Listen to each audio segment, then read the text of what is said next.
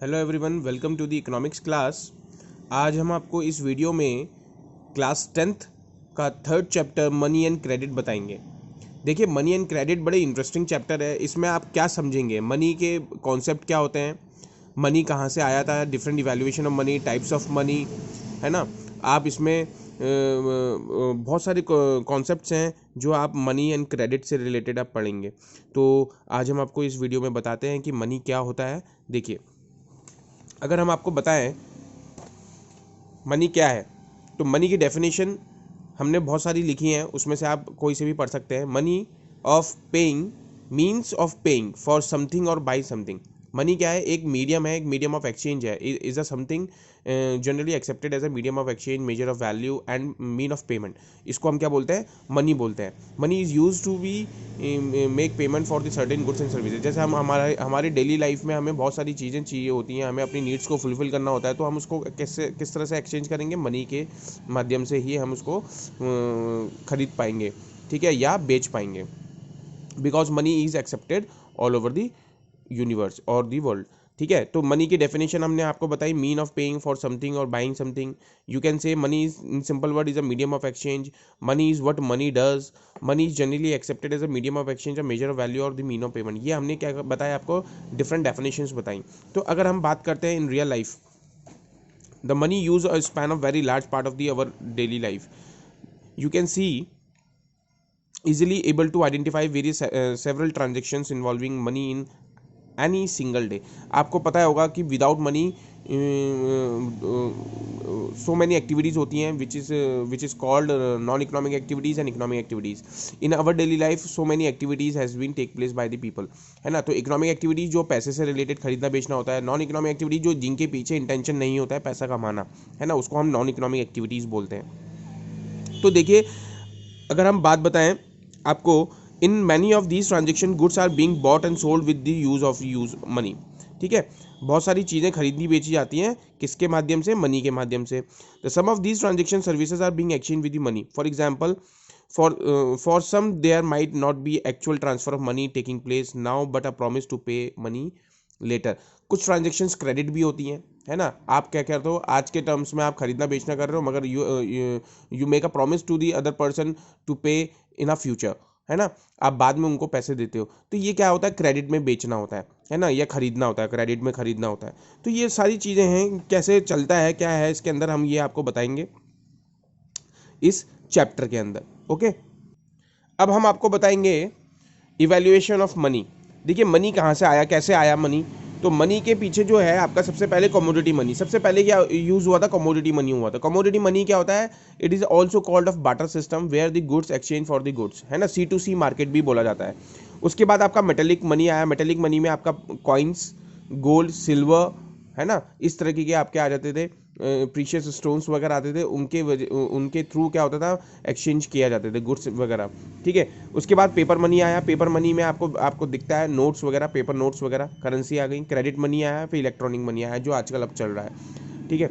तो हमने आपको इवैल्यूएशन ऑफ मनी बताया। इवैल्यूएशन ऑफ मनी में सबसे पहले आ जाता है बार्टर सिस्टम। बार्टर सिस्टम में क्या होता है? It is a system where the goods exchange for the good. It is also called C2C market. There are various problem under the barter system. अब कौन कौन सी प्रॉब्लम थी?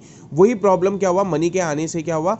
वो सारी दिक्कतें दूर हो गई। उसको हम क्या बोलते हैं? फंक्शंस ऑफ मनी भी बोलते हैं। फंक्शंस ऑफ मनी में दो आ जाते हैं, प्राइमरी एंड सेकेंडरी फंक्शन आ जाता है। प्राइमरी फंक्शन में क्या होता है? Exchange of medium of as a medium of exchanging for the goods and services. आप उसको क्या करते हो? सबसे पहली प्राथमिकता क्या है मनी की? it is used as a medium for exchanging the goods and services, okay, and the second one is to make the payment, है ना। एंड सेकेंडरी फंक्शंस जो होती हैं मनी की, जैसे हम आपको जो बताएंगे, जो प्रॉब्लम्स हम बार्टर सिस्टम में पढ़ रहे हैं, वो सारी की सारी सेकेंडरी फंक्शंस में हो गई, है ना। तो देखिए, प्रॉब्लम्स क्या क्या थी बार्टर सिस्टम में। सबसे पहले प्रॉब्लम थी double coincidence of want. Double coincidence of wants होता क्या है? देखिए, डबल कोइंसिडेंस ऑफ वांट्स बहुत रियरली होता है। जो चीज़ आपके पास है वही चीज़ दूसरे की डिमांड होनी चाहिए, और जो उसके पास है वो आपकी डिमांड होनी चाहिए। तो वो बहुत रेयर चांसेस होते थे डबल कोइंसिडेंस वांट्स में। देखिए, हम आपको एग्जांपल के थ्रू बताते हैं। डबल कोइंसिडेंस वांट्स में क्या होता है? What a person desire to sell exactly what other wishes to buy, है ना, आपकी क्या डिज़ायर है, आप क्या बेचना चाहते हो, वही डिज़ायर दूसरे की होनी चाहिए खरीदने की। In a barter system where the goods are directly exchange without use of money, double coincidence of want it is essential feature. तो यहाँ पर ये बोला गया, तो ये बहुत रेयर केसेस में होता था। उस समय मार्केट होती थी, लोग क्या करते थे, बहुत ज़ोर ज़ोर से आवाज़ लगा के लोगों को बुलाया करते थे, और उसमें लोगों को कहते थे कि हमसे सामान ये हमारे पास ये है, इसके बदले ये एक्सचेंज कर लो, है ना। तो इस तरह से वो क्या करते थे, मार्केट में ढूंढते थे जिसमें जिसके पीछे कॉस्ट भी लगती थी, जिसको हम बोलते हैं सर्च कॉस्ट। आजकल कॉस्ट बहुत तरीके की कॉस्ट लगती है, फिक्स कॉस्ट लगती है, वेरिएबल कॉस्ट लगती है ना। मगर उस समय कौन सी कॉस्ट लगती थी, सर्च कॉस्ट लगती थी। तो ये हमने डबल कोइंसिडेंस वन बताया, ये आपको ये बहुत बड़ी दिक्कत होती थी, बहुत रियली चांसेस होते थे जो मिल जाता था। दूसरी प्रॉब्लम है आपकी lack of divisibility. Lack of divisibility means यहाँ पर आप किस तरह से डिवाइड करोगे। जैसे आपके पास लाइवली स्टॉक है, फॉर एग्जांपल आपके पास एक हॉर्स है ना, और दो लोगों आपको क्या चाहिए, आपको गेहूं भी चाहिए और चावल भी चाहिए, तो आप हॉर्स को कैसे डिवाइड करोगे, उसकी तो यूटिलिटी खत्म हो जाएगी। तो लैक ऑफ डिविजिबिलिटी भी प्रॉब्लम होती थी। लैक ऑफ ट्रांसफरेबिलिटी बड़ी प्रॉब्लम होती थी, आप ट्रांसफर नहीं कर सकते थे किसी को, उसी टाइम ऑन द स्पॉट आपको ट्रांजेक्शन करना पड़ता था। मेजरमेंट करने में आपको बहुत ज़्यादा प्रॉब्लम होती थी। डिफर्ड पेमेंट आने वाले फ्यूचर में आप कैसे पेमेंट करोगे, क्रेडिट तो होता ही नहीं था डिफर्ड पेमेंट में, है ना।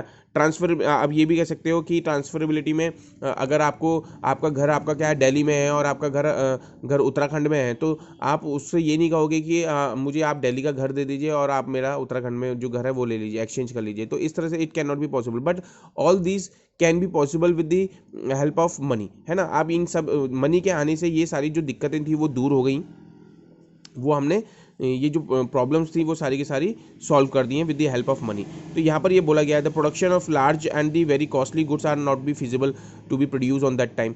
तो उस समय क्या होता था, जो बहुत कॉस्टली आइटम्स होते थे वो भी नहीं बनाए जाते थे, क्योंकि गुड्स के बदले गुड्स आपने बनाया है बहुत कॉस्टली आइटम, और आपको जो मिल रहा है वो बहुत नैरो टाइप ऑफ प्रोडक्ट मिल रहा है, चीप क्वालिटी का प्रोडक्ट मिल रहा है। तो you never want to be exchanging high quality of goods with the cheap good. Okay, तो ये सारी चीज़ें क्या थी, उसमें दिक्कत थी, और ये मनी के आने से ये सारी दिक्कतें दूर हो गई।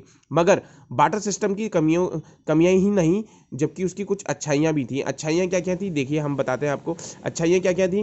पहला पॉइंट था कि no problem of over production and under production. कोई ज़्यादा एक तरह से ये प्रॉब्लम थी ही नहीं कि ज़्यादा प्रोडक्शन करना है या कम प्रोडक्शन करना है।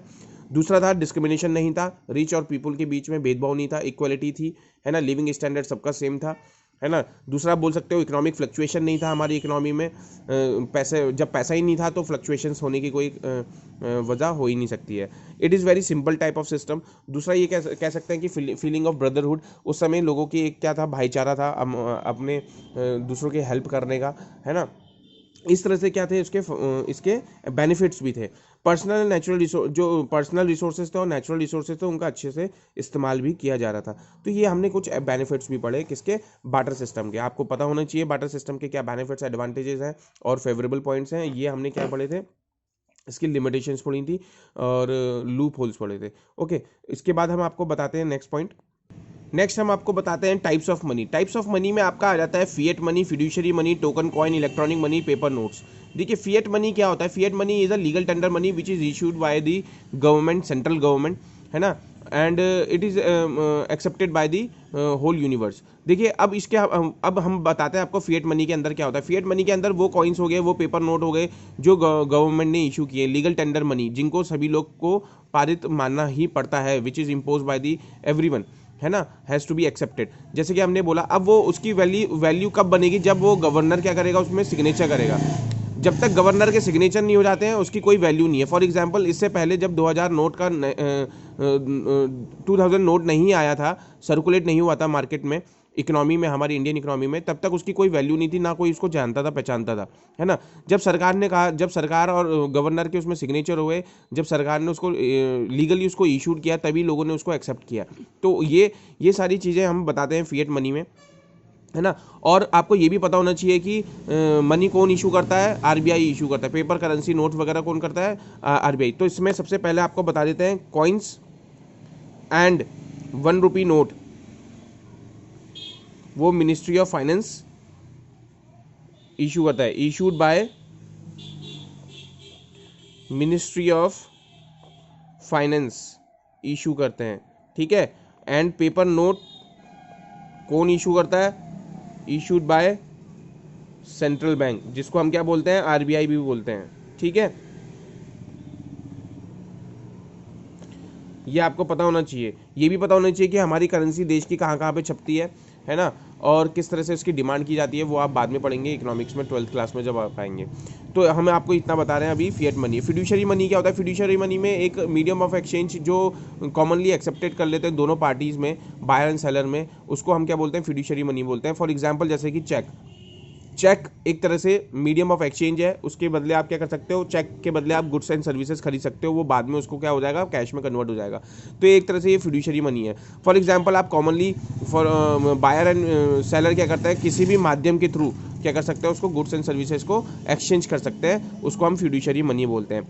टोकन कॉइन आपको पता है कि आप क्या करते हो? पैसे देते हो और टोकन कॉइन ले लेते हो। जैसे 10 रुपीज़ आपने दिया और 10 का आपने टोकन कॉइन ले लिया, तो टोकन कॉइन क्या कर रहा है? आपके लिए 10 रुपीज़ की वैल्यू को पजेस कर रहा है। सिमिलरली इलेक्ट्रॉनिक मनी में आ जाता है ई मनी, है ना, जो आप पेमेंट करते हो ऑनलाइन, है ना, चाहे शॉपिंग कर रहे हो, चाहे आप ट्रांसफ़र कर रहे हो, तो वो इलेक्ट्रॉनिक मनी हो गया।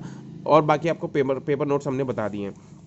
इसी तरह से हम आपको आगे बता देते हैं। In India Reserve Bank of India issue the currency note on the behalf of the central government as per the Indian law no other individual और organization is allowed to issue the currency. Moreover, the law legalizes the use of rupee as a medium of payment that cannot be refused in the settled transaction in India. तो इस तरह से आपको क्या है? आप refuse नहीं कर सकते हो, आपको एक्सेप्ट करना ही पड़ेगा because it is issued by the government. इसको हम फिएट मनी बोलते हैं। आगे, no individual in India can legally refuse to a payment made in rupee, hence the rupee is widely accepted as a medium of exchange. अब मगर आपको ये भी बता दें कि रुपया जो है हमारे देश के अंदर, हमारी इकोनॉमी के अंदर अंदर तक क्या होगा? उसको मान्यता उसको अपनाना पड़ेगा। मगर आप अगर फॉर एग्जांपल बाहर दूसरे देश से खरीद रहे हैं और वहाँ पर आप इंडियन रुपी को पे कर रहे हैं, तो वो एक्सेप्ट नहीं करेंगे, आपको एक्सचेंज करना पड़ेगा because of other country have own currency, है ना, वहाँ इंडियन रुपी नहीं चलता है, तो आपको वहाँ पर कन्वर्ट करना पड़ेगा। हम अभी यहाँ की बात बता रहे हैं कि हमारी इकोनॉमी, हमारे देश पॉलिटिकल फ्रंटियर के अंदर अंदर की बात बता रहे हैं। फॉर एग्जांपल ये हमारा देश है, ये इंडिया है, ठीक है, और ये क्या है आपका? ये आपका यूएस है, ठीक है, यूएसए है। तो यहाँ पर अगर आप एक्सपोर्ट इंपोर्ट कर रहे हो तो आपको क्या करना पड़ेगा? आपके पास फॉरेन एक्सचेंज होने चाहिए, क्योंकि आपको पेमेंट करना है। आप वहाँ से गुड्स खरीदो तो you have to make the payment in the US dollar, okay. मगर वहाँ पर इंडियन रुपी नहीं चलेगा। मगर आप क्या कर रहे हो? खरीदना बेचना अपने इंडिया में कर रहे हो, प्रोडक्शन कर रहे हो, तो आपका वहीं तक क्या है? पॉलिटिकल फ्रंटियर जो है उसके अंदर ही गवर्नमेंट के लॉ रूल्स रेगुलेशन आपके इम्प्लीमेंट होते हैं, तो वहीं पर ही आपको क्या होगा? इंडियन रुपी को माना जाएगा, ठीक है, एक्सेप्ट किया जाएगा, मगर यूएस में नहीं किया जाएगा।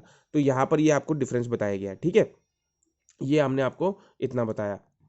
नेक्स्ट है आपका deposit with the bank. Deposit with the bank को हम क्या बोलते हैं? डिमांड डिपॉजिट भी बोलते हैं। It is another form of the money which is use by the people at the time of exchanging the goods and services, ठीक है। People need only some currency for their day to day needs. For example, worker who receive their salary at the end of the each month have extra cash at the beginning of the month. What do the people do with the extra cash? तो जो आपके पास salary होती है, देखो आपकी जो भी income हो रही है, you have to make a plan for the future, है ना।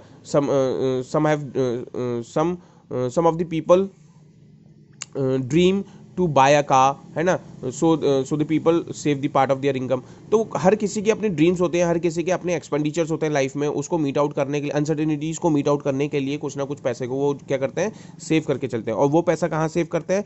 बैंक में करते हैं, ठीक है। एक्स्ट्रा कैश कहाँ पर करते हैं? वो बैंक में डिपॉजिट करते हैं। तो they deposit it with the bank by opening a bank account in their name. Bank accept the deposit and also pay an amount as an interest on deposits. तो हम क्या बोलते हैं? देखिए, अब वो पैसा क्या कर रहा है? बैंक तो आपसे एक्सेप्ट कर रहा है। बैंक क्या परफॉर्म कर रहा है? Function, accepting function and the deposit and the lending functions को परफॉर्म करता है। तो बैंक आपसे पैसा ले रहा है ना, आपका पैसे को सिक्योर कर रहा है, तो आपको क्या आपके पैसे का इस्तेमाल कर रहा है, तो आपको वो क्या कर रहा है? इंटरेस्ट भी दे रहा है, मिनिमम इंटरेस्ट आपको देता है। फॉर एग्जांपल अभी कितना इंटरेस्ट चल रहा है? 4% चल रहा है सेविंग्स में, है ना। तो यहाँ पर आप बोल सकते हो, तो bank deposit and also pay the amount of interest on the deposit. In this way people money is safe with the bank and it earn amount as the interest. Bank क्या कर रहे हैं? इनकरेज कर रहे हैं लोगों को कि वो क्या करें? अपने पैसे को सेव करें for the meeting out the future uncertainties. That is the main purpose of the saving, main objective of the saving account, okay. The people also have the provision to withdraw the money as when they are require. अब इसके पीछे क्या rules regulation भी है, provisions भी हैं। क्या है कि पीपल क्या कर सकता है? अपने पैसे को कभी भी क्या कर सकता है, विड्रॉ कर सकता है ऑन डिमांड, है ना। बैंक आपसे कभी भी मना नहीं करेगा कि आज मत आइए, कल मत आइए, वो कभी भी आप क्या कर सकते हो, वहाँ से पैसा विड्रॉ कर सकते हो। Since he deposit in the bank account can be withdraw on demand, these deposits are called demand deposits। अगर हम बोलते हैं तो demand deposits offer the another interesting facility, it is the facility which leads, it is an essential characteristic of money, ठीक है। It is a medium of exchange, जैसे हम बोल सकते हैं कि डिमांड डिपॉजिट्स में क्या कर सकते हैं, you would have to heard a payment being made by cheque instead of cash. आपके पास कैश नहीं है तो आपने चेक दे दिया, चेक में आपने क्या कर दिया, पेमेंट नाम लिख दिया किसी पार्टी का जिसको आप पेमेंट कर रहे हो, और आपने उसमें अमाउंट फिल कर दिया है। अमाउंट फिल करने के बाद आपने क्या कर दिया, वहाँ पर right hand side cross cheque कर लिया तो उसके अकाउंट में ही जाएंगे। अगर आप ये क्रॉस डबल लाइन नहीं खींचेंगे तो वो बैरियर चेक हो जाएगा। बैरियर चेक का मतलब वो कोई भी उसको कैश करा सकता है अगर वो कहीं खो गया तो, लॉस्ट हो गया तो, ठीक है। तो चेक क्या होता है, देखिए, cheque is a paper instructing the bank to pay the specific amount from the person account to the person in whose name the cheque has been issued, ठीक है। तो ये चेक की डेफिनेशन हो गई, ओके। तो ये चेक की डेफिनेशन हुई आपके लिए। तो यहाँ पर क्या बोल सकता है आप कि चेक के थ्रू भी क्या करते हो, आप खरीदना बेचना करते हो। ये एक तरह से आपका मॉडल है चेक का। देखिए यहाँ पर अमाउंट भरेंगे आप, पार्टी का नाम लिखेंगे, अमाउंट लिखेंगे इन वर्ड्स, उसके बाद आप डेट वगैरह आप यहाँ पे फिलअप करेंगे, और इसके बाद क्या करेंगे, डबल क्रॉस कर देंगे, वो अकाउंट पेबल ही होगा। वो अगर खो भी जाएगा तब भी उसका कोई नुकसान नहीं है, ठीक है। वो आप दूसरा चेक बनाकर उसको दे सकते हो। अगर आप इसमें डबल क्रॉस नहीं करेंगे तो कोई भी उसको कैश करा सकता है। तो ये क्या क्या था, एक तरह से फंक्शन था डिमांड डिपॉजिट का। अगर हम आगे आगे बताते हैं, आगे क्या है इसका, देखिए, demand deposit share the essential feature of money, the facilitate of cheque against the demand deposit make it possible to directly settlement with payment without use of cash. आपके पास हार्ड फॉर्म में कैश नहीं है, आप क्या कर सकते हो, पेमेंट कर सकते हो कैश बुक, चेक बुक के थ्रू। तो ये हम बोल सकते हैं। चेक बुक को हम क्या बोलते हैं, एक तरह से दूसरी तरह से आपको क्या है, एक तरह से डेबिट कार्ड्स भी आ गए हैं, चेक बुक आ गई है, इसके थ्रू आप क्या कर सकते हो, पेमेंट कर सकते हो, खरीदना बेचना कर सकते हो, ठीक है। आगे नेक्स्ट वीडियो में हम आपको लोन एक्टिविटी बताएंगे, जो हम इसके आगे बताएंगे। अभी तक आपका क्या है, पार्ट 1 है, यहाँ तक हमने आपको एक्सप्लेन किया है चैप्टर डिमांड डिपॉजिट्स तक। अगर आपको कोई डाउट होता है तो आप हमसे पूछ सकते हैं।